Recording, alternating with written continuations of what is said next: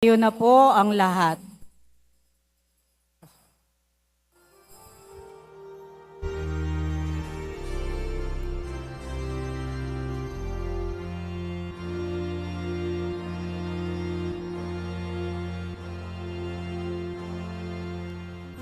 Panginoong Jesus Nazareno, awit at papuri, alay namin sa'yo, dinggin ng dalangin at pagsamo ng bayan mo.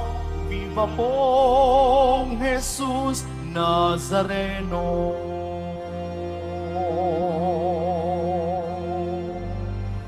Tayo ngayon ay magtipon at sambahin ang poon. Mag-iwang tayo sa ating debosyon, puri na Panginoon. Viva o Jesus Nazareno, awit at papuri, alay namin sa'yo, dinggin ang dalangin at pagsamo ng bayan mo. Viva po, Jesus Nazareno.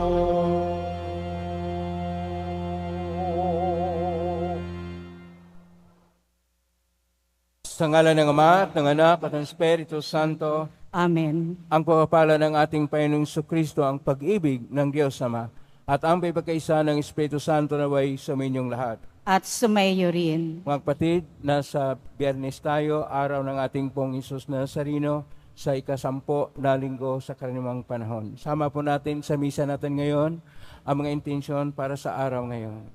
Ang inyong mga intensyon kay narito sa loob at sa labas ng Basilica Minor at Pambansang Dambana ni Jesus Nazareno.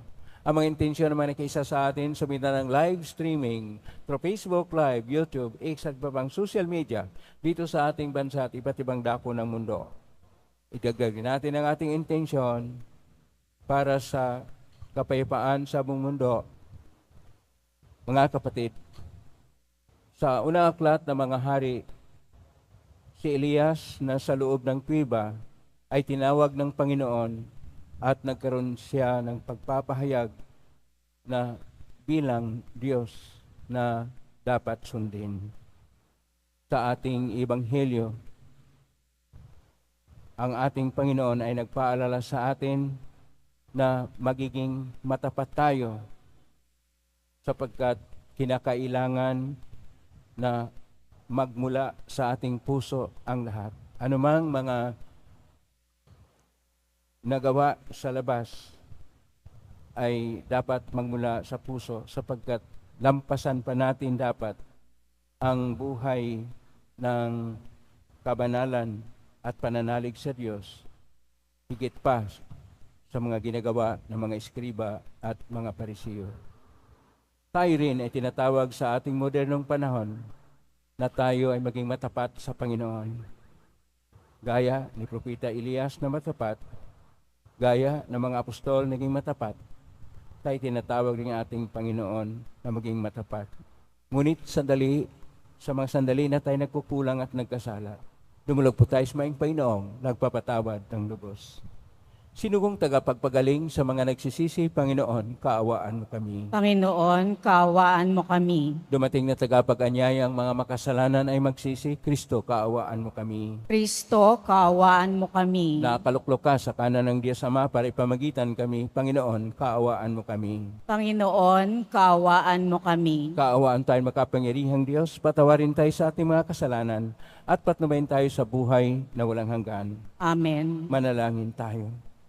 Ama naming makapangyarihan, nilob mong akuin ng iyong anak ang krus at kamatayan upang ang sangkatauhay matubos at mabuhay.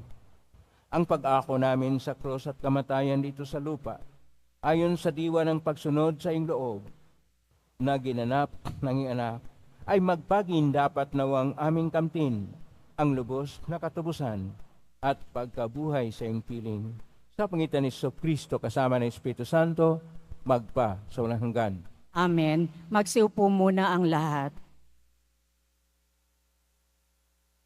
Pagbasa mula sa aklat ng mga hari. Noong mga araw na iyon, si Elias ay sumapit sa Horeb, na bundok ng Diyos. Pumasok siya sa isang yungib at doon nagpalipas ng gabi.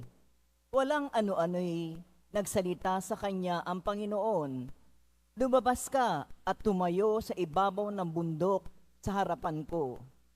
Pagkasabi nito'y dumaan ang Panginoon at umihip ang napakalakas na hangin. Sumabog ang bundok at nagkadurog-durog ang mga bato sa lakas ng hangin. Ngunit wala sa hangin ang Panginoon. Nang tumigil ang hangin ay lumindol, ngunit wala sa lindol ang Panginoon. Pagkalipas ng lindol ay kumidlat, ngunit wala rin sa kidlat ang Panginoon. Pagkalipas ng kidlat, narinig niya ang isang banayad na tinig. Lumabas si Elias, tinakpan ng balabal ang kanyang mukha at naghintay sa bunganga ng yungib.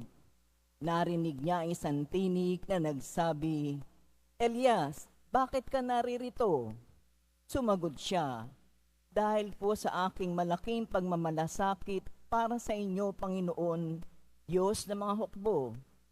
Tinalikdan ng bayang Israel ang inyong tipan, winasak ang inyong mga dambana, pinagpapatay ang inyong mga propeta.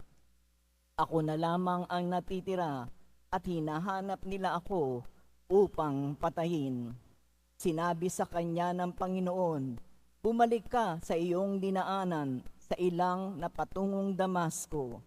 Pagdating mo ng lunsod, pahiran mo ng langis si Hazael bilang hari ng Syria at si Hebu na anak ni Namsi bilang hari ng Israel.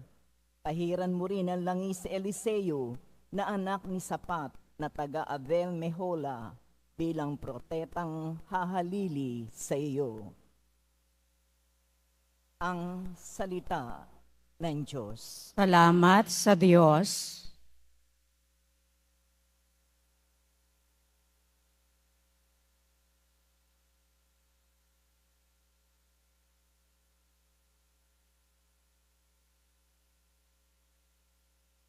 Sa ganda mo't kabutihan, kami iyong liwanagan.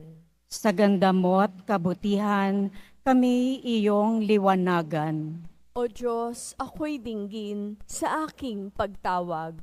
Lingapin mo ako sa aking mahabag. Ang paanyaya mo'y lumapit sa akin. Huwag kang magkukublit, kita'y hahanapin. Sa ganda mo't kabutihan, kami iyong liwanagan. Huwag kang magagalit, huwag mong itatakwil. Akong katulong mo at iyong alipin. Tagapagligtas ko, huwag akong lisanin. Sa ganda mo't kabutihan, kami iyong liwanagan. Ako'y nananalig na bago mamatay, masasaksihan ko ang iyong kabutihan na igagawad mo sa mga hinirang. Sa Panginoon Diyos, tayo'y magtiwala. Ating patatagin ang paniniwala. Tayo ay umasa sa kanyang kalinga. Sa ganda mo't kabutihan, kami iyong liwanagan. Tumayo na po ang lahat.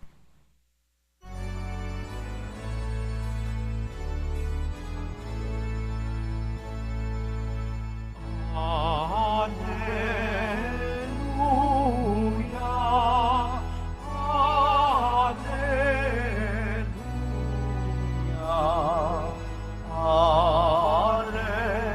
alleluia,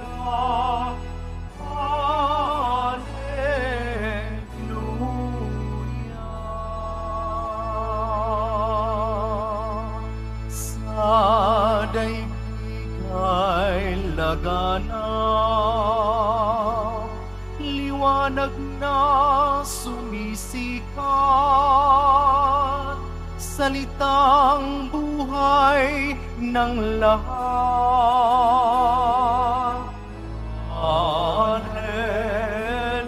Hallelujah, Hallelujah,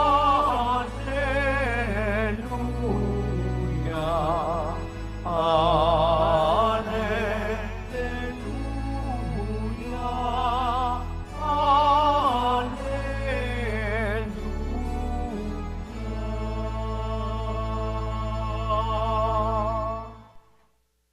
Sumainyo ang Panginoon. At sumayo rin. Ang mabuting balita ng Panginoon ayon kay San Mateo. Papuri sa iyo, Panginoon. Noong panahon yon, sinabi ni Jesus sa kanyang mga alagad, narinig ninyo na nung unay iniutos sa mga tao, huwag kang makikiapid. Ngunit ngayon sinasabi ko sa inyo, ang sinumang tumingin ng may mahalay na pagnanasa sa isang babae, sa isip niya'y nakikiapid na siya sa babaeng iyon.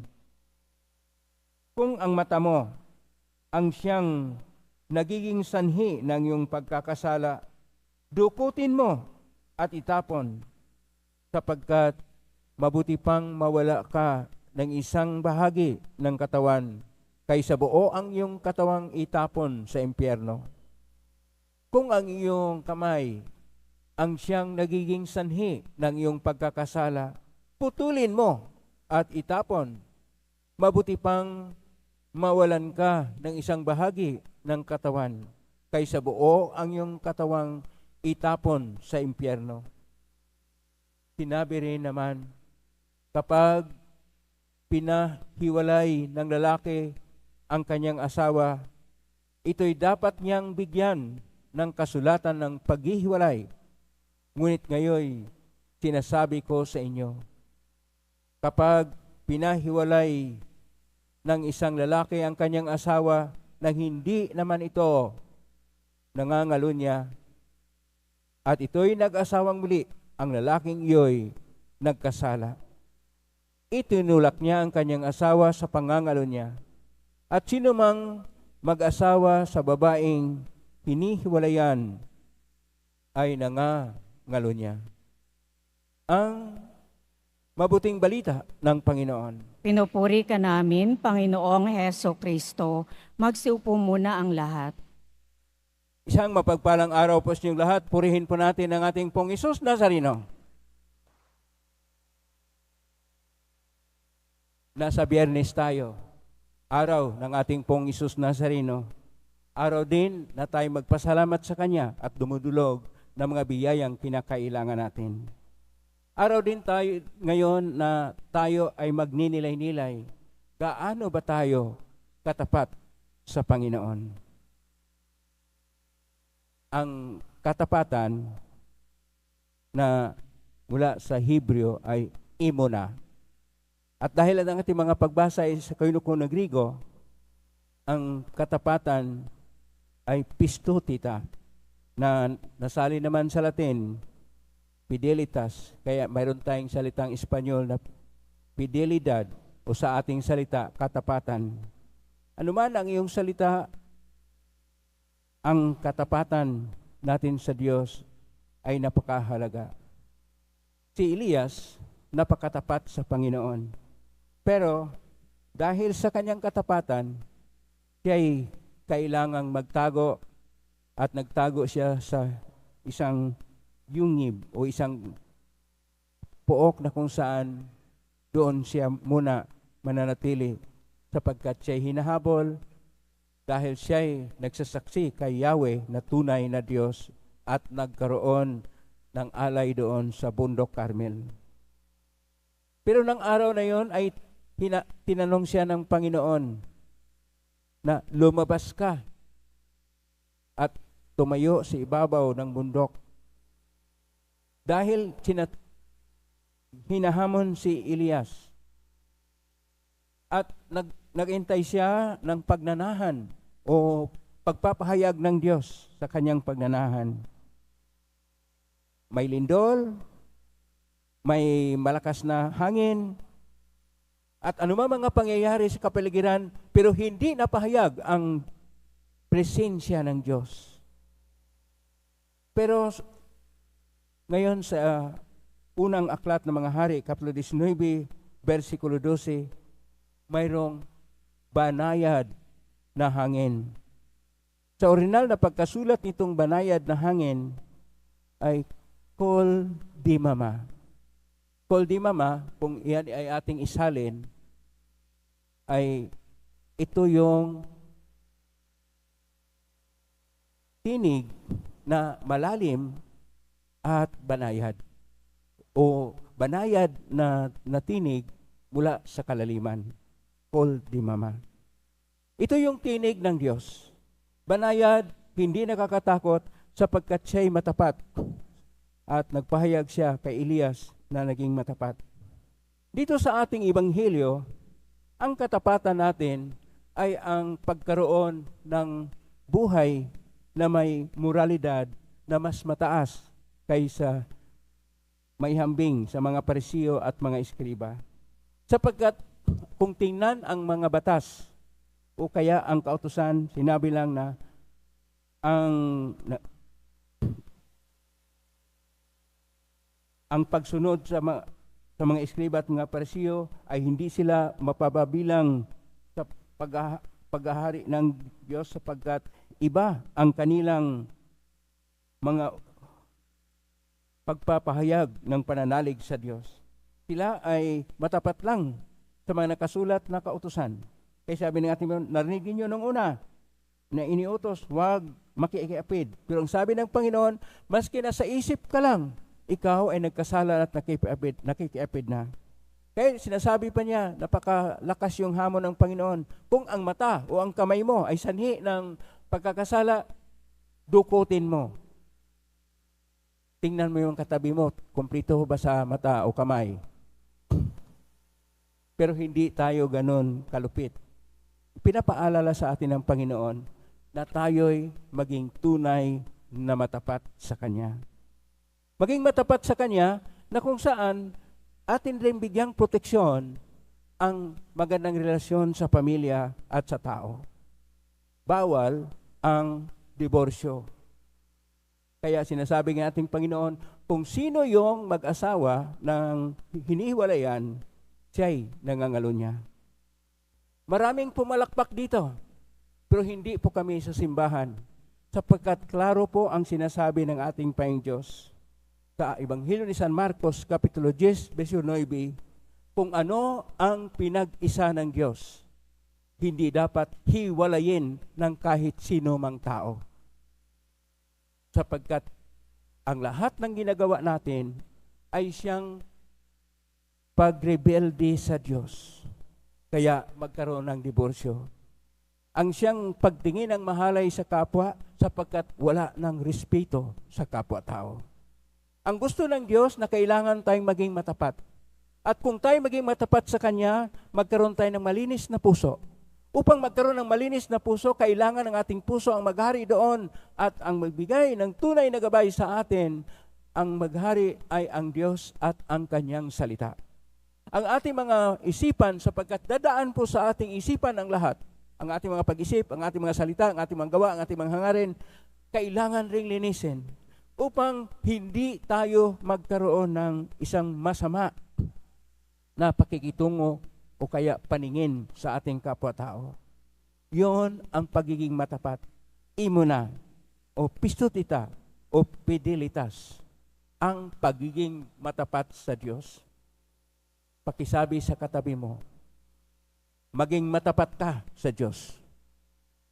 Maging matapat tayo sa Diyos, madaling sabihin, pero matapat ka ba sa iyong pamilya?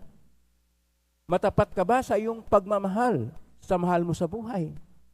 Matapat ka ba sa iyong trabaho? Matapat ka ba sa iyong bukasyon?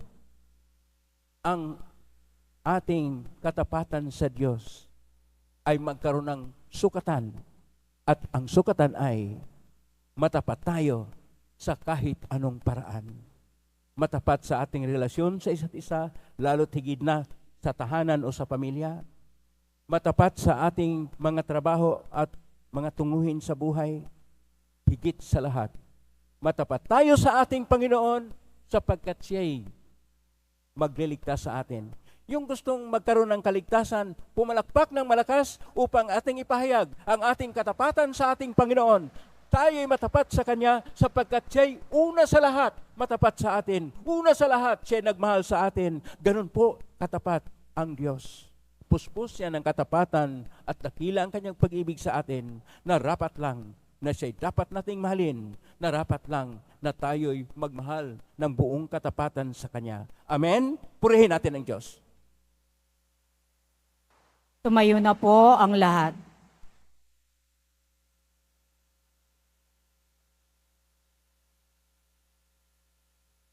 Minamahal ko mga kapatid, idulog natin sa mahal na pong Isus Nazareno ang ating mga kahilingan. Taglay ang matibay na panampalataya sa Kanyang pagka-Diyos, ang tapat na pag-asa sa Kanyang kapangyarihan at ang maningas na pag-ibig sa Kanyang puso. Atin pong itutugon, mahal na pong Isus Nazareno, kaawaan mo kami. Mahal na poong Jesus Nazareno, kaawaan mo kami.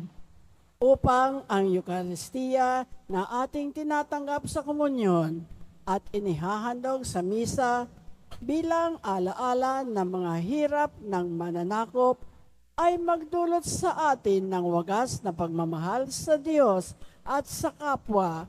Manalangin tayo. Mahal na poong Jesus Nazareno, kaawaan mo kami. Upang ang panalangin ni Jesus Nazareno sa halamanan ng Getsemani, na dito'y pinawisan siya ng dugo, ay maghasik sa atin ng pagkahilig sa panalangin na siyang mabisang lunas sa lahat ng karamdaman ng tao. Manalangin tayo. Mahal na poong Jesus Nazareno, kaawaan mo kami. Upang ang kanyang koronang tinik, damit na purpura at krus, ay magpaalala sa atin ng kanyang mga aral at simulain bilang hari ng sanlibutan, ay dapat maghari sa ating isipan, angkan at lipunan. Manalangin tayo. Mahal na poong Jesus Nazareno, kaawaan mo kami. Upang sa bisa ng kanyang pagpapasa ng krus sa mga lansangan sa Jerusalem, ay matuto tayong makiramay at makihati sa mga kahirapan at tiisin ng kapwa. Manalangin tayo. Mahal na poong Jesus Nazareno, kaawaan mo kami. Upang tulungan tayo ng mahal na Birhen, ina ng hapis, na maging tunay na larawan ng kanyang anak sa isip, wika at gawa, nang sa gayon ay makamit ang ating kahilingan sa poong Jesus Nazareno. Manalangin tayo. Mahal na poong Jesus Nazareno, kaawaan mo kami. Sa tahimik, idulog natin sa Panginoon ang ating mga sariling kahilingan. Ama naming mapagmahal, nahayag sa salita, gawa, buhay at kamatayan ng iyong anak na ang Diyos ay pag-ibig. Maipahayag dinawa namin ang katotohanan ito sa pangitan ni Jesus Nazareno, Panginoon namin, magpa sa walang hanggan. Amen. Magsiupo muna ang lahat.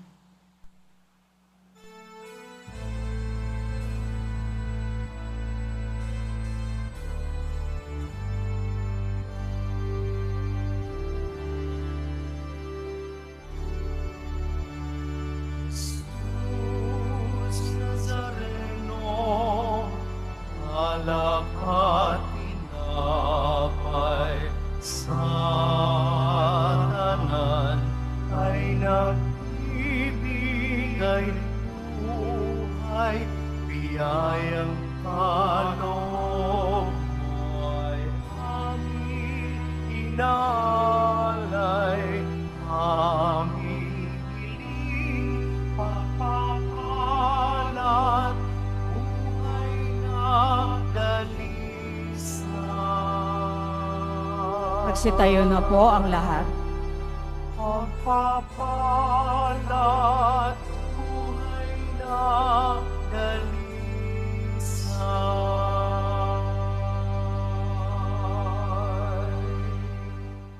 Manalangin kayo kapatid upang paghahain natin ay kalugdan ng Diyos amang makapangyarihan. Tanggapin nawa ng Panginoon itong paghahain sa iyong mga kamay, sa kapurihan niya at karangalan, sa ating kapakinabangan at sa buong sambayanan niyang banal. Ama naming lumikha, sa ikapagpapatawad ng mga kasalanan, maganap nawa ang paghahain ito na sa dambana ng cross ay siyang pumawi sa kasalanan ng buong mundo. Sa pangitan ni Jesucristo kasama ng Espiritu Santo, magpa sa walang hanggan. Amen. Sumainyo ang Panginoon. At sumayo rin. Itaas sa Diyos ang inyong puso at diwa. Tinaasa namin sa Panginoon. Pasalamatan natin ang Panginoong ating Diyos. Marapat na siya ay pasalamatan. Ama namin kapangyarihan, tunay marapat na kay aming pasalamatan sa iyong ipinasyang sa kahoy na cross ang sangkatauhay tubusin ni Jesus. Sa punong kahoy, nagkapuwang ang kamatayan. Sa kahoy na cross, itinanghal ang pagkabuhay. Sa punong kahoy na naig ang sumuway sa iyo. Sa kahoy na cross, siya ay nadaig ng masunuring anak mo. Kahit isa namang helsi si awit ng papuri sa pay sa kalangitan, kami nagbubunyi sa kadakilaan.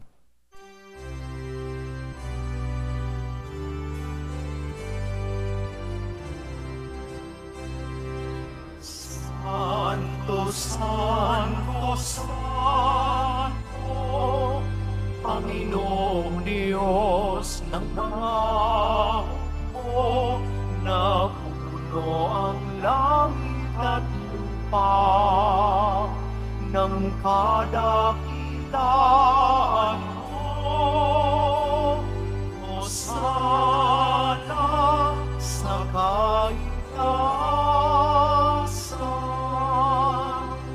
pinagpalang na paririto sa ngalan ng Panginoon. Hosana sa kaitaasan.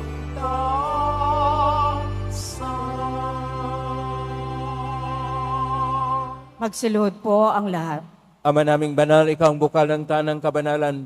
Kaismitan ng Espiritu yung banal, makalob na ito pang para sa aming maging katawan at dugo ng aming Panginoong Jesucristo. Bago niya pinagtisang kusang loob na maging handog, hinawakan niya ang tinapay, pinasalamatan kanya, pinaghati-hati niya yon, iniabot sa kanyang malagad at sinabi, tanggapin ninyong lahat ito at kanin. Ito ang aking katawan na ihandog para sa inyo.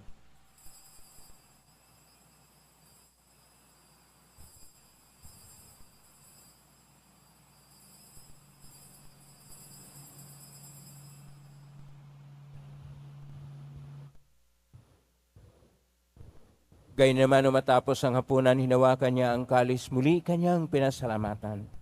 Inabot niya ang kalis sa kanyang malagad at sinabi, tanggapin ninyong lahat ito at inamin. Ito ang kalis ng aking dugo ng bago at walang hanggang tipan. Ang aking dugo na ibubuhos para sa inyo at para sa lahat sa ikapagpapatawad ng mga kasalanan. Gawin niyo ito sa pag-alala sa akin.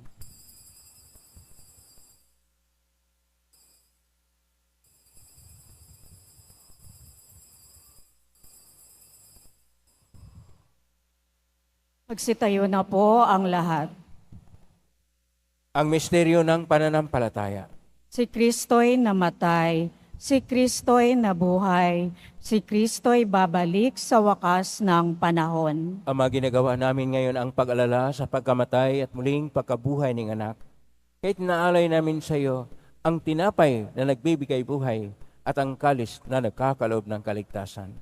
Kami nagpapasalamat dahil kami narapat na tumayo sa harap mo para maglingkod sa iyo.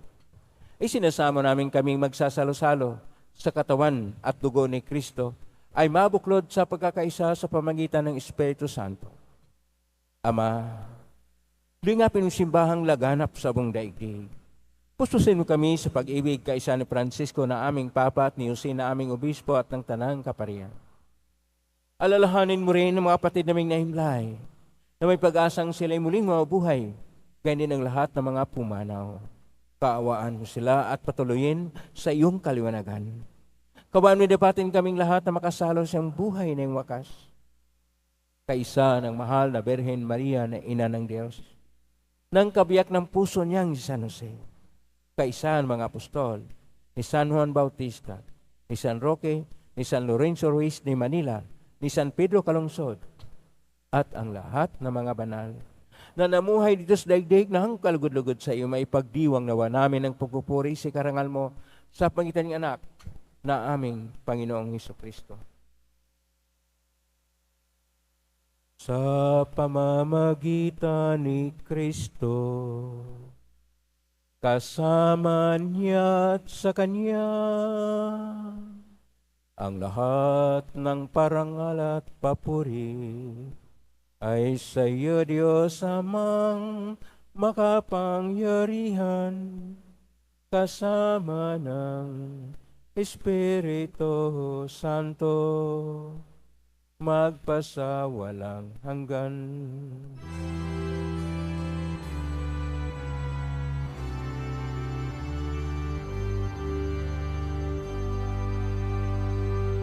Amen. Amen.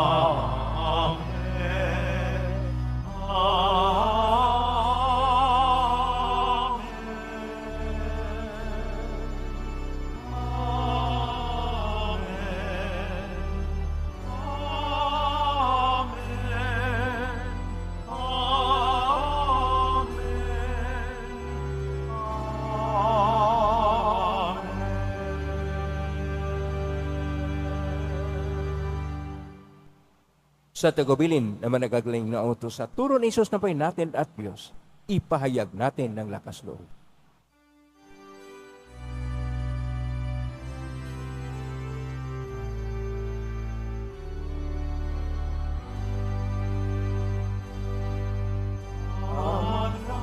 Manalangin, sumasalang ka sa ating nangalan mo, mabasa amin ang kaharian mo, sundin ang loob mo. Dito sa lupa para ng salangin.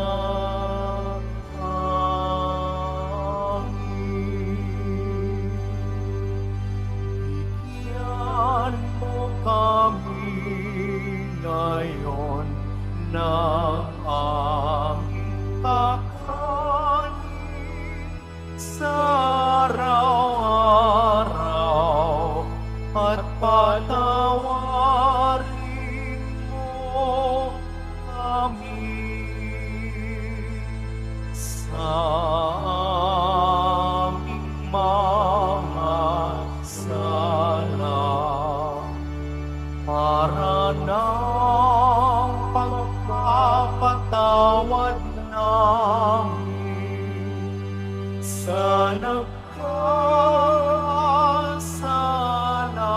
sa amin, at huwag kami pangitulot sa tukso, at iadiyang kami sa lahat ng masama.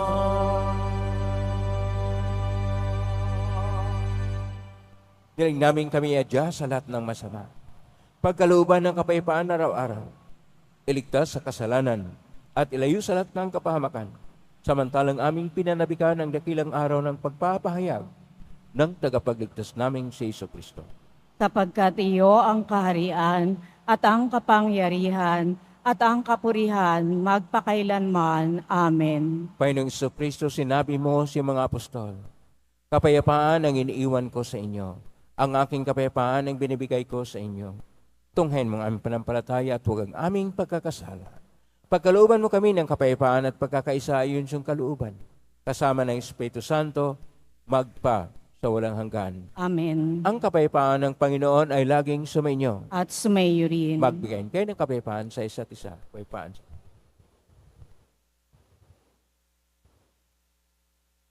Kordero ng Diyos na nag-aalis ng mga kasalanan ng sanlibutan, maawa ka sa amin. Kordero ng Diyos na nag-aalis ng mga kasalanan ng sanlibutan, maawa ka sa amin. Kordero ng Diyos na nag-aalis ng mga kasalanan ng sanlibutan, ipagkaloob mo sa amin ang kapayapaan. Lumuhod po ang lahat.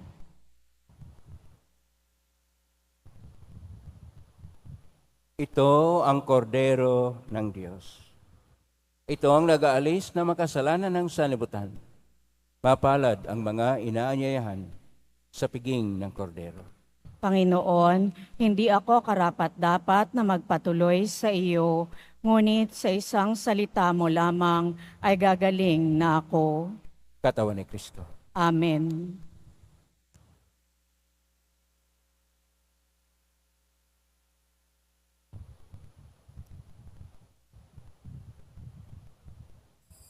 Para sa lahat ng tatanggap ng banal na komunyon, sasagot po tayo ng amen pagkasabi ng pari o ng lay minister ng katawan ni Kristo at isubo agad sa bibig bago umalis sa harapan ng pari o lay minister.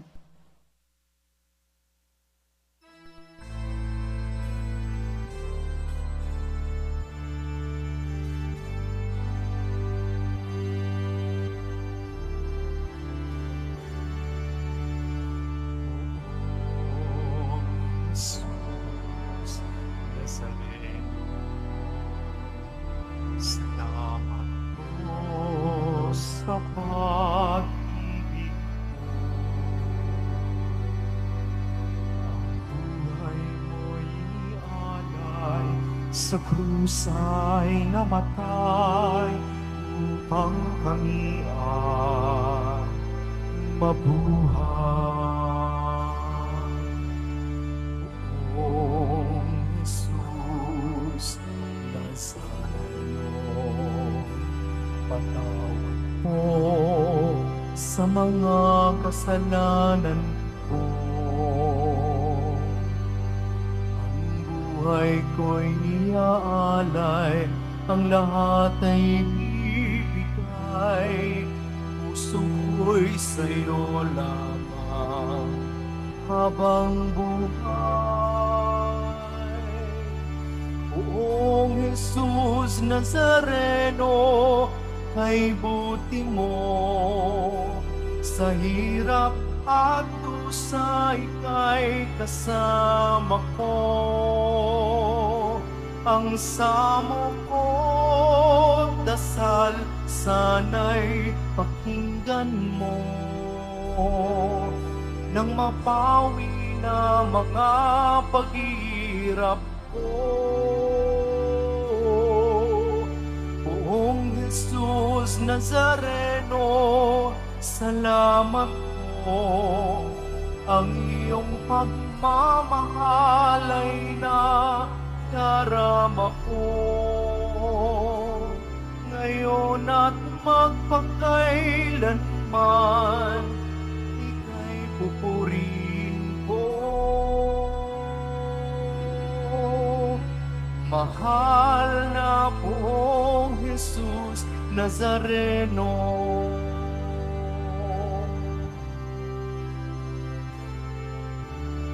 Poong Jesus Nazareno, panutan po ninyo itong kahilingan ko. Mabuhay ng mapayapa, ilayo sa lahat ng masama, kaawaan niyo po kami umaasa. Poong Jesus Nazareno, pagpayin niyo po nawat gabayan ako. Ligtas sa kapahamakan at tiyak na kamatayan, huwag po ninyo kami pababayaan. Poong Poong Jesus Nazareno, kay buti mo. Sa hirap at dusa ika'y kasama ko. Ang samo kong dasal sana'y pakinggan mo, nang mapawi na mga paghihirap ko. Poong Jesus Nazareno, salamat po. Ang iyong pagmamahal ay nadarama ko. Ngayon at magpakailanman, ika'y pupurihin ko.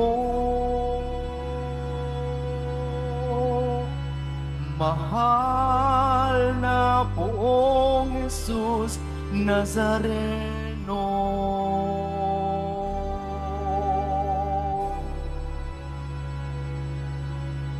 Mahal na Poong Jesus Nazareno.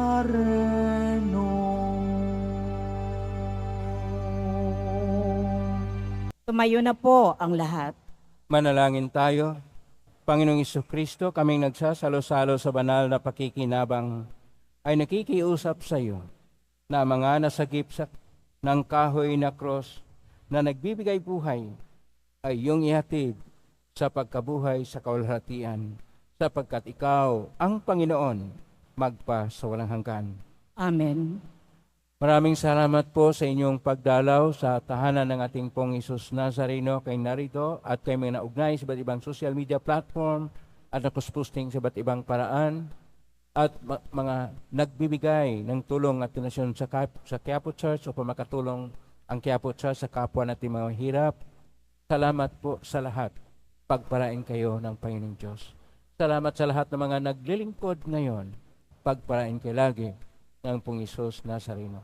Prakpakan po natin lahat ng mga naglilingkod, lahat ng narito, lahat ng naiugnay sa atin at tumutulong sa atin. Naway ang pagpapala ng Diyos ay sumasa inyo, siksik, liglig at nag-uumapaw. Katapatan. Maging matapat tayo sa Panginoon. Maging matapat tayo sa ating sarili. Maging matapat tayo sa ating pamilya, sa ating trabaho, at sa panawagan o bukasyon ng ating buhay. Upang ang Diyos ay maging sentro ng ating mga puso't kaluluwa. Ngayon po ang pagbasbas. Nangyari po lamang itas bagya, mga bagay-bagay na pasbasan. Sumainyo ang Panginoon. At sumayo rin. Mahal na Pong Isus Nazareno, inihag mo sa cross ang walang malo na pag-ibig ng Diyos sa sangkatauhan. Pakinggan mo ang kilingan ng na nagsusumamo sa iyo, makamtan nawa nila, ang iyong katugunan at tanggapin ang kasagutan may itang na loob na tinatanaw. Basbasan di po ninyo ang mga dalalang imahin, dasalan at mga bagay-bagay. Basbasan ang may mga karamdaman. Sa pamagitan ng benisyon ito, naway maalala ng pangako na sa binyag na ikaw ay kanyang ibigin at paglalingkuran bilang Panginoon magpa sa walang hanggan. Amen. Pagpalain kayo ng makapangyarihang Diyos, Ama at Anak at Espiritu Santo. Amen. Umay kang taglay ang kapayapaan, pag-ibig at pag-asa ng Pong Isus Nazareno. Salamat sa Diyos. Purihin natin ang ating Pong Isus Nazareno.